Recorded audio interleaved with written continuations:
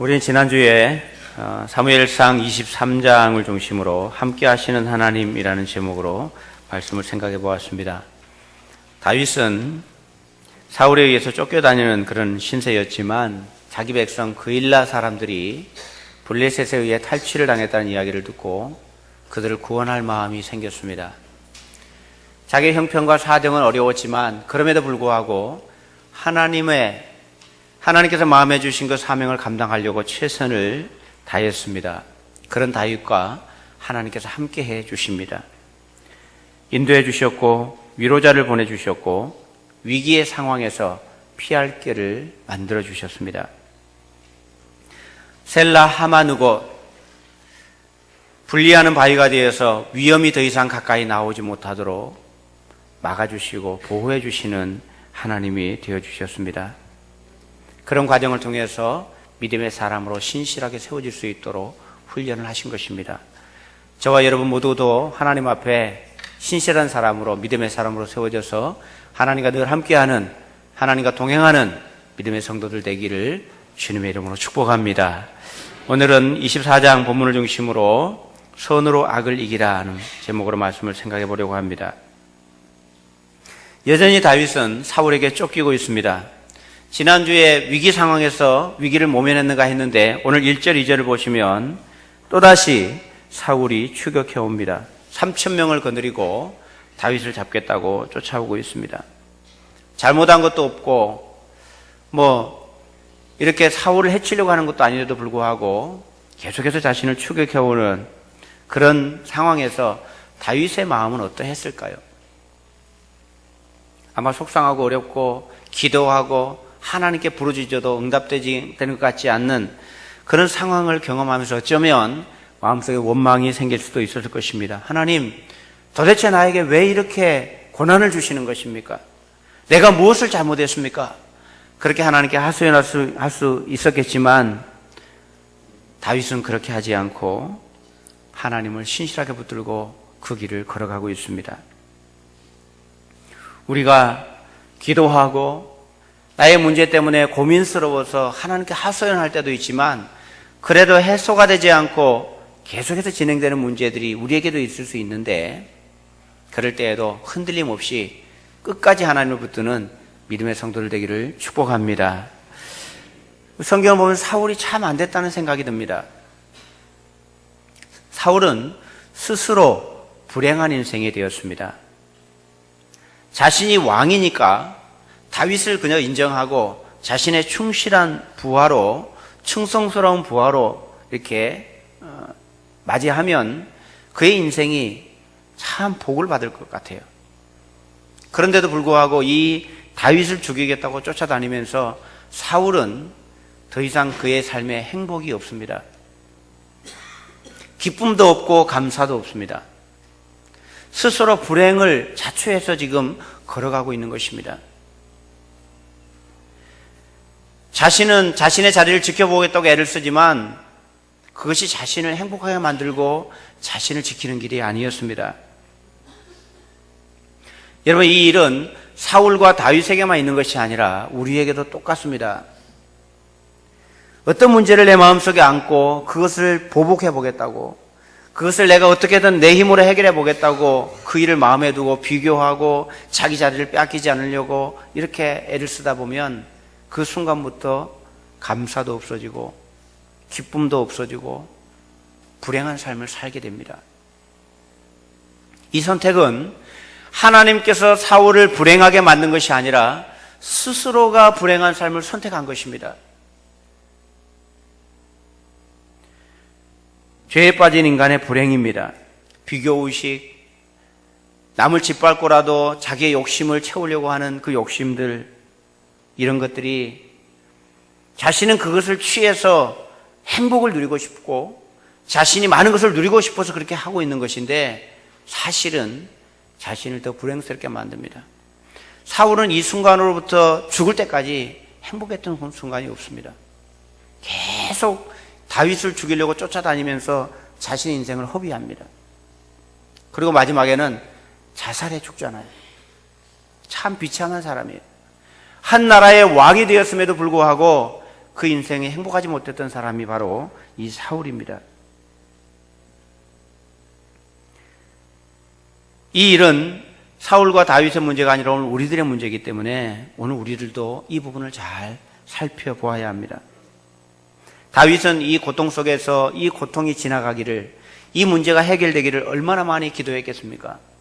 여러분, 그런 기도 제목들이 있죠. 아픔 때문에 그 아픔이 해소되기를, 직장의 어떤 문제가 빨리 해결되기를, 끝이 보이지 않는 지루함 때문에 도대체 이건 언제까지 가야 되는가? 나는 언제까지 이렇게 이 일에 묶여 있어야 되는가? 나는 언제까지 이 사람에게 이렇게 묶여서 정말 고민스러운 삶을 살아야 되는가? 이런 고민들이 우리에게 있을지도 모릅니다. 그런데 이 다윗의 문제는 해결되지 않고 계속되어 왔습니다. 지금도 여전히 쫓기는 신세가 되었습니다. 그런데 이 다윗에게 이 문제를 해결할 수 있는 절호의 기회가 왔습니다. 오늘 본문에 그 기회가 온 것입니다. 하나님께 엎드려서 이 문제를 해결해 달라고 기도했던 그 기도의 제목이 응답될 순간입니다. 3절의 말씀 보시면 사울이 다윗을 쫓아왔는데 쫓아다니다가 3절 길가 양의 우리에 이른즉 굴이 있는지라 사울이 뒤를 보러 들어가니라. 다윗과 그의 사람들이 그 굴 깊은 곳에 있더니, 여러분, 사울이 자기 군사 3,000명을 데리고 다윗을 쫓아다니는데 가다 보니까 큰 굴이 있는 거예요. 아마 안에 사람이 600명이 들어가고도 입구에는 아무것도 느껴지지 않을 만큼 큰 굴이었던 것 같습니다. 근데 사울이 그 굴에 뒤를 보러 들어갔다 이렇게 표현되어 있습니다. 본래 히브리어 원문에는 뒤를 보러 들어갔다 이렇게 표현되어 있지 않고 발을 가리러 들어갔다 이렇게 되어 있습니다. 발을 가리러. 예전에 우리 개역 성경에는 그렇게 되어 있었는데 지금 이렇게 번역을 해 놓았습니다. 우리 느낌으로는 뒤를 보러 갔다 그러면 용변을 보러 간 거잖아요. 근데 히브리어 표현에 발을 가리러 갔다 하는 말은 두 가지 의미를 가지고 있습니다. 하나는 여기에 표현된 것처럼 용변을 보러 갔다는 뜻이 될 수 있고, 또 하나는 쉬러 들어갔다라는 뜻이 될 수 있습니다. 사울이 아마도 군사들 이끌고 이렇게 다니다가 피곤하고 힘드니까 잠깐 쉬러 들어가는 것 같아요. 오늘 성경에는 용변을 보러 들어갔다고 되어 있는데, 여러분, 사실 용변을 보고 있었다면 그 사람들이 안쪽에서 수군거리는 소리가 안 들렸겠습니까? 또 다윗이 와서 겉옷자락을 잘라서 가는데 그것을 느낄 수가 없었다는 건 말이 안 되죠. 그 조용한 굴 속에 조그마한 거 하나도 울려서 소리가 크게 들리는 법인데, 용변을 보고 있었다면 아마 틀림없이 알 수 있었을 것입니다. 아마도 제가 생각에는 잠을 잔 것 같습니다. 피곤하고 힘들어서 아마 잠깐 잠을 청했겠죠. 쉬느라고. 그때 다윗이 와서 이것을 잘라간 것입니다. 용변을 봤든지 잠을 잤든지 그건 중요한 것이 아닙니다. 어떻든 성경이 정확하게 표현하지 않고 있기 때문에 우리는 추측할 뿐이지만 다윗이 와서 그 옷자락을 잘라서 갔습니다. 이 기회는 다윗에게 온 절호의 기회입니다. 다윗이 지금까지 고난하고 몇 년 동안, 수년 동안 쫓겨다니던 이 일을 마무리 지을 수 있는 기회였습니다. 그냥 죽이면 끝나는 겁니다. 다윗이 사울을 죽이면 온 이스라엘 백성들은 아마도 다윗을 왕으로 세웠을 것입니다. 그리고 그 다윗의 사람들도 보면 4절에 보면 다윗의 사람들이 다윗에게 이렇게 말합니다. 여호와께서 당신에게 이르시기를 내가 원수를 내 손에 넘기리니 네 생각에 좋은 대로 그에게 행하라 하시더니 이것이 그날입니다. 이제 기회가 왔습니다. 그런 말이죠. 그런데 다윗이 사울을 죽이면 끝나는 것인데, 그동안에 자신이 기도해왔고 자신이 그렇게 서원했던 일들이 이루어지는 순간인데, 여러분 같으면 어떻게 하겠어요? 아마 거의 대부분의 사람들은 하나님 감사합니다, 이제 드디어 끝을 보여주시니 마무리하겠습니다, 아마 그러지 않겠습니까? 누가 봐도 이 상황은 사울을 죽이는 것이 옳다고 생각했을 것입니다. 다윗의 사람들이 그렇게 얘기하잖아요. 지금 하나님께서 주신 기회라고. 그런데 다윗은 그렇게 하지 않습니다. 죽일 수 있는 절호의 기회가 왔는데 다윗은 그렇게 하지 않습니다. 오늘 말씀의 제목이 선으로 악을 이기라입니다. 그야말로 다윗은 선으로 악을 이기는 모습을 우리에게 보여줍니다. 선으로 악을 이긴다는 것은 어떤 것인가? 오늘 본문 속에서 우리가 다윗의 모습을 통해서 우리가 배우려고 하는 것입니다. 선으로 악을 이긴다는 것은 첫 번째는 하나님의 주권을 인정하는 것입니다. 오늘 보면 6절을 보시면 다윗이 죽이자고 하는 자기 사람들에게 이렇게 얘기합니다.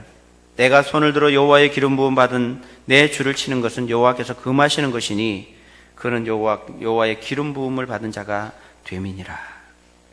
다윗은 자신에게 절호의 기회가 왔지만 이 사울을 하나님께서 세우셨다는 이유 때문에 죽이지 않기로 결정을 한 것입니다. 여러분, 사울은 지금 악한 사람입니다. 하나님의 뜻에 순종하지도 않고 문제가 심각한 사람입니다. 그럼에도 불구하고 다윗은 사울은 하나님께서 세우셨다라고 하는 것을 인정하고 하나님께서 세우신 사람을 손대지 않기로 결정합니다. 그것은 하나님을 인정하는 것이기 때문입니다. 하나님의 주권을 인정했기 때문입니다. 비록 그 사람이 잘못되었더라도 하나님께서 세우셨기 때문에 그 사람을 치는 것은 하나님 앞에 옳지 않다고 생각을 한 것입니다. 그래서 그 옷자락만 살짝 뵀는데 그 옷자락 뵌 것 때문에라도 마음이 찔렸다라고 말합니다. 여러분, 이렇게 행하고 있는 다윗의 모습이 여러분 느껴지세요? 처음 쫓겨다니던 다윗의 모습과 지금 오늘 24장에 나오는 다윗의 모습을 한번 생각해 보십시오. 처음 다윗이 쫓기기 시작했을 때 어떻게 하는지, 다윗은 내가 뭘 잘못했냐고, 왜 나에게 이렇게 하느냐고, 차라리 나를 죽이라고 그러면서 막 징징거립니다. 그리고 이리저리 도망을 다니잖아요. 근데 지금 시간이 좀 지나고 난 이후에 오늘 본문에서 만나는 다윗은 전혀 다른 사람 같습니다. 이 위급한 상황에서 자신이 복수할 수 있음에도 불구하고 복수하지 않고 하나님의 주권을 인정하고 있습니다. 더 당당해지고 더 하나님을 깊이 신뢰하고 하나님께 자신의 인생을 맡기는 모습이 느껴집니다. 여러분, 사실 이 기회는 진짜 하나님께서 주신 기회일 수도 있습니다. 하나님께서 다윗을 훈련시키기 위해서 사울에게서 계속 쫓겨다니면서 하나님을 의지하고 하나님을 붙드는 법을 가르쳐 오셨습니다. 근데 이쯤 지나서 이제는 하나님께서 됐다고 생각해서 끝내기 위해서 사울을 다윗의 손에 붙여주셨을 수도 있습니다. 그런데 다윗은 그것을 자신의 손으로 해결하지 않습니다. 그 모습을 바라보는 하나님의 마음이 어떠하셨을 것 같습니까? 사울을 죽이라고 이제 끝내라고 다윗 손에다 붙여줬는데 다윗은 그걸 하지 않아요. 하나님의 마음이 어떠셨을 것 같습니까? 아이고, 이 바보 같은 놈. 손 앞에 갖다 줘도 못하냐? 하나님 그러셨을까요? 저는 이 부분을 보면서 다윗을 향한 하나님의 마음이 느껴졌습니다. 하나님께서 다윗을 보면 그랬을 것 같아요. 그래. 그게 네 마음이구나. 비록 악한 자라 할지라도 하나님께서 세워놓으신 그 사람에 대해서 예의를 갖추고 최선을 다하는 그 모습을 보면서 하나님 너무 감격하셨을 것 같아요. 그것은 사울을 사랑해서가 아니라 하나님을 인정하기 때문에 한 행동이기 때문에 그렇습니다. 하나님, 아무리 약해도 당신이 세워놓은 그 사람을 나는 손댈 수 없습니다라는 그런 고백이었습니다. 하나님의 주권을 인정하는 것입니다. 사울이 악하고 하나님을 거부하고 불순종하는 사람이었지만 그래도 하나님께서 세우셨기 때문에 하나님께서 알아서 하실 일이지 제가 손을 댈 수는 없습니다. 그것은 하나님을 그만큼 인정한다는 뜻이 아니겠습니까? 다윗이 그동안 쫓겨다니면서 이렇게 성숙한 사람이 된 것입니다. 선으로 악을 이긴다는 것은 하나님을 인정하고 하나님께 맡겨드리는 것입니다. 두 번째, 선으로 악을 이긴다는 것은 자신의 손으로 복수하지 않는 것입니다. 첫 번째 것과 비슷합니다. 그러나 조금 더 나아갑니다. 다윗은 자신의 손으로 복수할 수 있었지만 그렇게 하지 않기로 다짐하고 자신과 함께했던 사람들에게도 그렇게 하지 말라고 합니다. 7절, 다윗이 이 말로 자기 사람들을 금하여 사울을 해하지 못하게 하니라. 10절 오늘 여호와께서 굴에서 왕을 내 손에 넘기신 것을 왕이 하셨을 것이니이다. 어떤 사람이 나를 권하여 왕을 죽이라 하였으나 내가 왕을 아껴 말하기를 나는 내 손을 들어 내 주를 해하지 아니하리니 그는 여호와의 기름 부음을 받는 자이기 때문이라 하였나이다.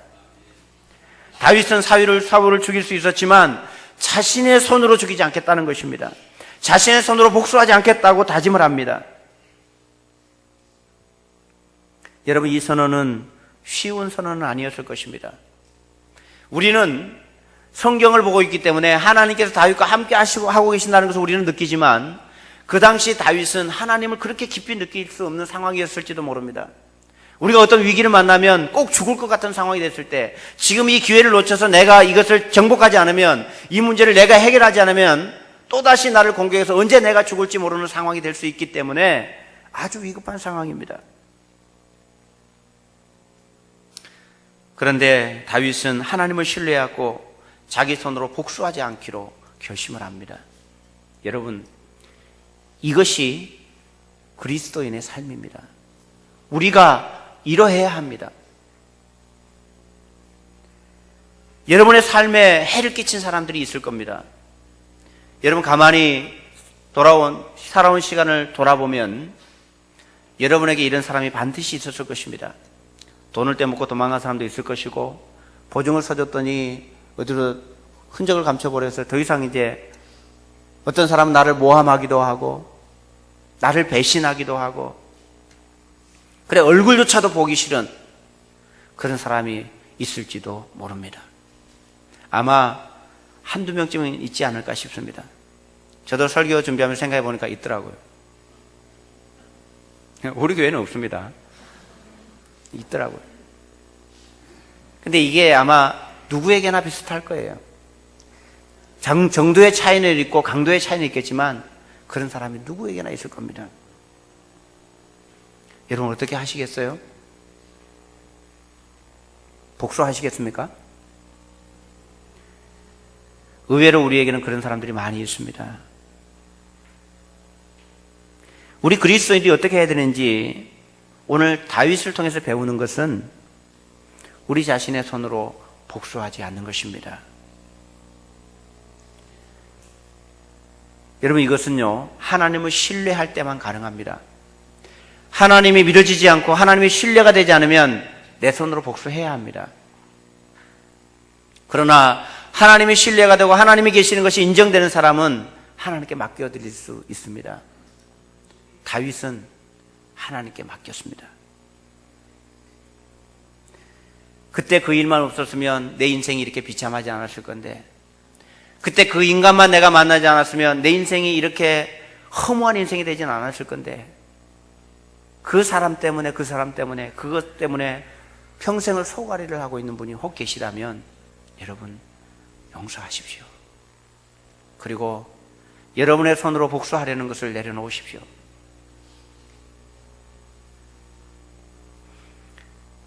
다윗이 오늘 본문에서 그런 고백을 합니다. 12절에 보면 여호와께서 나와 왕 사이를 판단하사 여호와께서 나를 위하여 왕에게 보복하시려니와 내 손으로는 왕을 해하지 않겠나이다.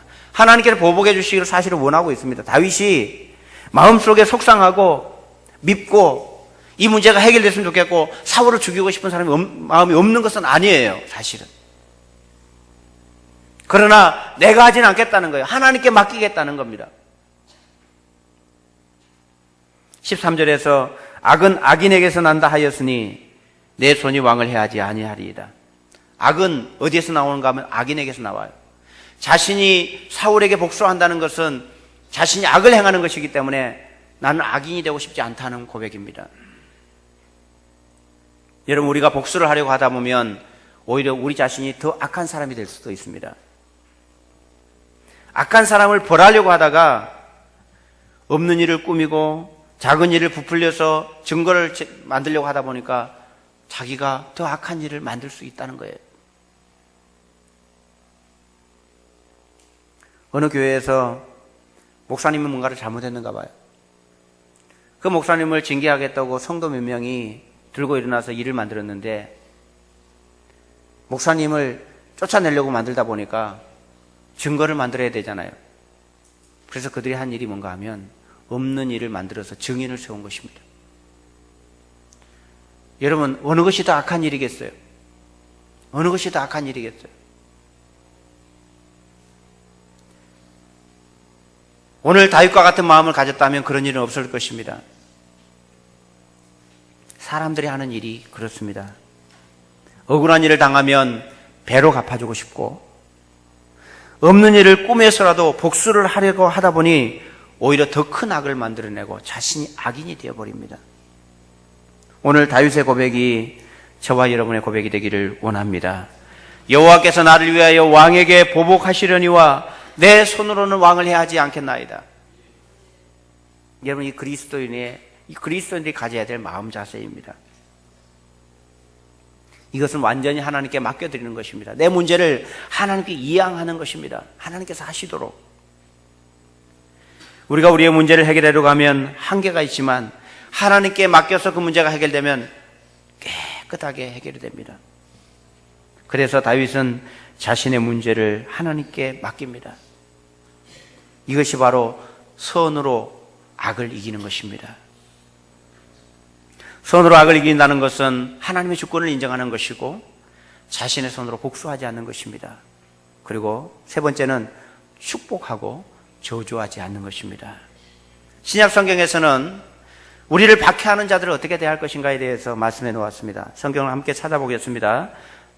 오늘 성경 표시해 놓으시고 로마서 12장으로 가보겠습니다. 로마서 12장을 펴보시기 바랍니다.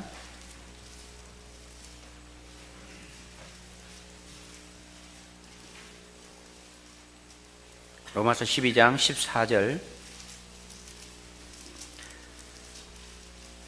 우리를 박해하는 자들이 어떻게 할 것인지 성경은 이렇게 말씀합니다. 너희를 박해하는 자를 축복하라. 축복하고 저주하지 말라. 성경이 우리를 박해하는 자들에 대해서 이렇게 하라고 말합니다. 복수하지 말고 저주하지 말고 축복하라고. 여러분, 이것이 어떻게 가능합니까? 이것이 우리 마음으로 가능하겠습니까? 17절에서는 이렇게 말씀합니다. 아무에게도 악을 악으로 갚지 말고 모든 사람 앞에서 선한 일을 도모하라. 20절, 내 원수가 줄이거든 먹이고 목마르거든 마시게 하라. 그리함으로 내가 숯불을 그 머리에 쌓아 놓으리라. 21절, 악에게 지지 말고 선으로 악을 이기라. 오늘 설교의 주제가 이것입니다. 선으로 악을 이기라. 선으로 악을 이긴다는 것은 박해하는 자를 축복하고 저주하지 않는 것이고, 악을 악으로 갚지 않는 것이고, 원수가 줄이고 있을 때 먹이고 목마를 때 마시게 하는 것이 그리스도인의 삶이라 우리에게 말씀해 주고 있습니다. 여러분, 어떻게 이렇게 할 수 있습니까? 나한테 조그만 해를 끼쳐도 얼굴도 보기 싫은데. 여러분, 하나님의 주권이 인정되지 않는 사람, 하나님의 신뢰가 되지 않는 사람은 결코 이렇게 할 수 없습니다. 내 마음이 복수를 해야 되거든요. 저주가 쏟아져 나오거든요. 그러나 그리스도인은 그렇게 하는 것이 아닙니다. 여러분, 혹시 마음속에 담겨져서 잘 잊혀지지 않고 생각하면 우라통이 터지고 내 마음속에 평강이 사라지는 그런 사람 혹시 있다면 오늘 다윗처럼 용서하시기를 축복합니다. 용서하는 것이 여러분 우리에게 복입니다. 이걸 내 마음속에 담고 있는 한 나는 그것으로 인해서 계속 상처를 받게 됩니다. 오늘 로마서 12장 19절에서 주님께서 이렇게 말씀하십니다. 내 사랑하는 자들아, 너희가 친히 원수를 갚지 말고 하나님의 진노하심에 맡기라. 기록되었으되 원수 갚는 것이 내게 있으니 내가 갚으리라고 주께서 말씀하시니라. 여러분, 여러분의 자녀들이 학교에 가서 억울하게 얻어맞고 왔어요. 얘기를 들어보니까 너무 억울하고 속상한 거예요. 여러분, 그때 어떻게 하십니까? 자식 보고 내일 가거든 몽둥이를 한 대 후려치고 와라 그러십니까? 일반적인 부모들은 그렇게 하지 않습니다. 알았다. 너는 가만히 있어라. 내가 알아서 할게. 이게 부모잖아요. 그렇죠, 여러분?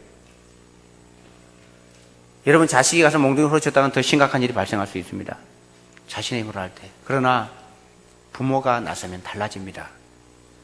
부모는 능력도 있고 경험도 있고 지혜도 있습니다. 자녀에 비해서. 그래서 부모가 이렇게 말하는 거예요. 너는 가만히 있어라. 아빠가 알아서 할게. 지금 하나님께서 그 말씀하고 계시는 거예요. 우리가 억울한 일을 당해서 우리가 아프고 힘든데 하나님께서 이렇게 말씀하십니다. 내가 갚아줄게. 내가 갚아줄게. 네가 하지 마라. 여러분, 이분이 우리 하나님이 우리에게 이렇게 말씀하시는 거예요. 우리가 억울한 일을 당하고 힘든 일을 당해서 그 일을 내가 복수하고 내가 해결해 보겠다고 하다가 더 악한 사람이 될까? 더 심각한 문제가 발생할 수 있기 때문에 하나님께서 나서서 그 일을 해주시겠다는 것입니다. 여러분, 능력이 많으신 하나님께서 이 문제를 해결하시면 뭐가 문제가 되겠습니까? 아마 깨끗하게 정리가 될 것입니다. 우리가 해결하다가 위험에 빠질 수도 있고 잘못하면 심각해질 수 있기 때문에 하나님께서 하시겠다는 것입니다. 다윗은 이것이 이해가 되고 인정이 된 것입니다. 자신이 쫓겨다니면서 어려운 시간을 계속 겪다 보니까 느껴진 것이 뭔가 하면 하나님이 나를 지켜주시는구나. 꼭 죽을 것 같은 상황이었는데도 불구하고 하나님께서 나의 견고한 바위가 되어서 더 이상 나를 해치는 두려움이 나를 엄습하지 못하도록 나를 보호해주고 계시는구나 라고 하는 것을 다윗이 느낀 것입니다. 어려움의 과정을 겪어보면서 느낀 이 다윗이 하나님께 맡깁니다. 당신이 알아서 해주십시오. 여러분, 이것이 다윗을 다윗되게 만든 것입니다. 여러분, 다윗뿐만 아니라 우리들도 우리의 삶 속에서 이런 일을 자주 경험합니다. 크고 작은 일들을 겪으면서 억울하고 속상하고 분노가 일어나고 도무지 마음속에서 용서가 되지 않는, 그래서 복수를 해주고 싶은 마음이 우리 속에 올라올 수 있습니다. 이건 누구라도 어쩔 수 없어요. 우리 연약한 본성을 가지고는 누구라도 어쩔 수 없는 것입니다. 그러나 오늘 성경이 우리에게 들려주시는 음성은 친히 내가 갚아줄 테니 너희가 복수하지 말아라. 이 문제는 내가 알아서 하겠다라고 말씀하시는 하나님의 말씀입니다. 여러분, 다윗이 감정적으로 상하지 않아서 그런 것이 아닙니다. 다윗의 마음속에 얼마나 속상했겠습니까? 사울만 죽이고 나면 내 인생에 이제 더 이상 이 고통과 고난들이 없어질 건데 그 문제에 절호의 기회를 앞에 놓고도 하나님께 이것을 맡겨드리는 다윗의 마음이 어떠했겠습니까? 다윗의 마음이 다 해결돼서가 아닙니다. 여전히 마음속에는 그런 마음이, 두려움이 있었을 것입니다. 그러나 그것보다 하나님이 더 크고 하나님이 인정되었기 때문에 가능했을 것입니다. 사울이 사랑스럽거나 존경스러워서가 아닙니다. 그럼에도 불구하고 하나님을 인정하기 때문에 그 하나님 앞에 엎드려서 순복한 것입니다. 다윗의 이런 태도에 대해서 사울의 반응이 오늘 본문에 나옵니다. 다시 사무엘상 24장으로 돌아가 보시면 16절 이하에서 다윗이 이렇게 태도를 가지니까 사울이 반응이 이렇습니다. 17절에 보면 사울이 울면서 이렇게 얘기합니다. 소리 높여 울면서 사울이 얘기했다고 합니다. 17절, 나는 너를 학대하되 너는 나를 선대하니 너는 나보다 의롭도다. 19절에서는 사람이 그의 원수를 만나면 그를 평안히 가게 하겠느냐? 내가 오늘 내게 행한 일로 말미암아 여호와께서 내게 선으로 갚으시기를 원하노라. 20절, 보라 나는 내가 반드시 왕이 될 것을 알고 이스라엘 나라가 내 손에 견고히 설 것을 아노니. 여러분, 이 고백은 쉽게 할 수 있는 고백이 아닙니다. 사울의 진심이 담긴 고백입니다. 물론 뒤에 보면 또다시 쫓아오기도 합니다만은 이때 마음은 진심이었을 것입니다. 원수를 원수로 갚으려고 하지 않고 선대하는 이 다윗의 태도에 사울의 태도가 누그러진 것입니다. 참 안타까운 것은 알면서도 행하지 못하는 사울이 안타까운 겁니다. 나보다 네가 더 어렵다. 하나님께서 너를 이스라엘의 왕으로 세울 것을 나도 안다. 그러면서도 이것을 내려놓지 못하는 사울. 여러분, 알면서도 하지 못하면요, 이것은 우리의 비참함이 됩니다. 용서해야 되는 것을 알면서도, 복수하지 말고 하나님께 맡겨야 되는 것을 알면서도 내가 하겠다고 하면 이것이 나의 인생을 불행하게 만듭니다. 아닌 줄 알면 여러분 빨리 그만둬야 합니다. 그것이 은혜입니다. 신앙생활 하다가 내가 잘못됐구나, 이건 아니구나 라고 하나님 마음 주시면 여러분 자존심 세우지 마십시오. 자존심 때문에 망합니다.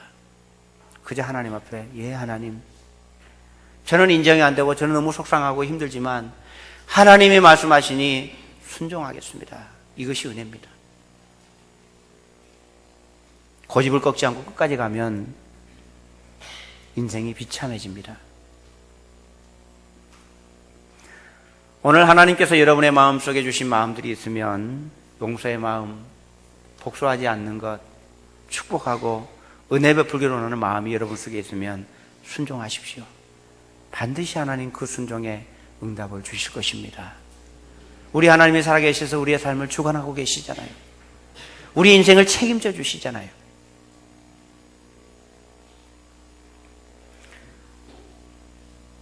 하나님께서 다윗을 훌륭한 사람으로 만드시는데 사울을 사용했습니다.